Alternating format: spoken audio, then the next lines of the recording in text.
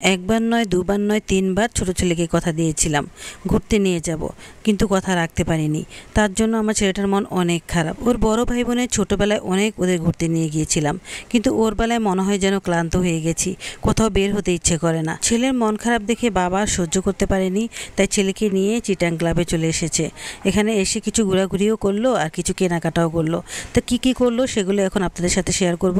আসসালামু আলাইকুম, কেমন আছেন সবাই? আশা করি ভালো আছেন। আলহামদুলিল্লাহ আমিও ভালো আছি। জায়গাটা কিন্তু বেশ সুন্দর, অনেক সুন্দর একটা জায়গা। আর এখানে অনেক কিছু বিক্রিও হয়, এই যে এখানে অনেক দামি দামি খাবার বিক্রি হয়। তো আজকে তিশার আব্বু এখান থেকে দই নিয়েছে, তারপর আবার এখান থেকে মিষ্টি নিয়েছে, অনেক কিছু নিয়ে তারপরে এই যে এখন হাঁটাহাঁটি করছে, একটু ছবি টবি তুলেছে। ভালোই লেগেছে, ছেলে একটু ঘোরাঘুরিও করলো, ওর মনটাও একটু ভালো হয়ে গেল। যাক, ঘোরাঘুরি করে বাপ বেটা দুজন ঘরে চলে এসেছে। আর এখন কি নিয়ে এসেছে আমাদের জন্য সেটাই আপনাদেরকে দেখাচ্ছি। এই যে দেখেন, দই নিয়ে এসেছে।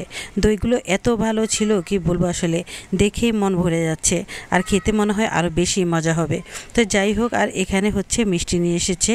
তো মিষ্টিগুলো আসলে অনেক ভালো ছিল, দেখতেও অনেক সুন্দর ছিল, আর খেতেও ভালো ছিল। আসলে এই জায়গার খাবারগুলো না অনেক ভালো হয়, সব কিছুর কোয়ালিটি ভালো। তিশার বাবা মাঝে মাঝে এখানে যায়, গিয়ে সবসময় খাবার নিয়ে আসে। আর বিশেষ করে এই জায়গাটা এত সুন্দর কি বলবো, আসলে আমি একসময় যাবো বাবা ভাবছি, কিন্তু যাওয়াই হয় না।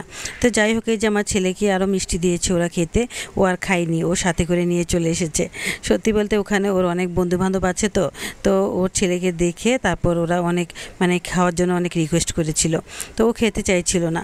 আসলে আমার ছেলে মেয়ে কখনো বাইরে ওর ভাই বোনকে রেখে একা কিছুই খেতে পারে না, আর ওদের সাথে সবসময় বের হয়, একা তেমন একটা বের হয় না, এই জন্য ওর অভ্যাসটা একদমই নেই।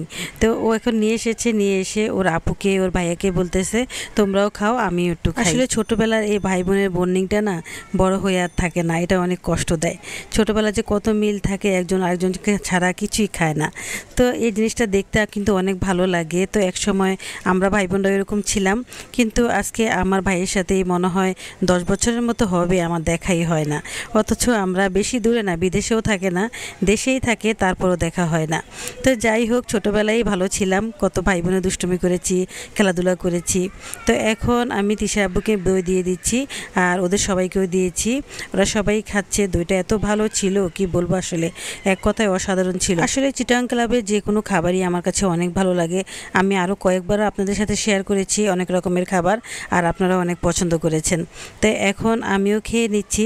আর এই দইটা এত ভালো ছিল যে কি বলবো, মিষ্টিটা একদমই স্বাভাবিকভাবেই ছিল, অতিরিক্ত মিষ্টি ছিল না। এমনি দই কিন্তু বাইরে থেকে কিনলে দেখি অতিরিক্ত মিষ্টি হয়, খেতে আমার একদমই ভালো লাগে না, এত বেশি মিষ্টির কোয়ালিটিটাও অনেক ভালো ছিল, খেতে অনেক মজাই ছিল।